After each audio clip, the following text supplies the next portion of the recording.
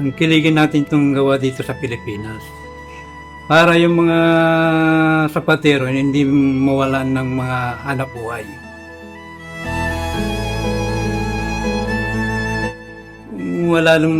Walang lokal na businessman, hindi rin kami makakagawa ng mga sapatos.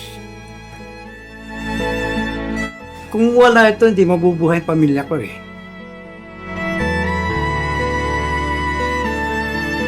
Itong sapatos dito sa atin, talagang kayang ilaban sa ibang bansa. Sobrang tibay kasing gawa natin dito, saka maganda. So dito po kay Alta Philippines, we are always optimistic and nagtatrabaho po kami ng masaya.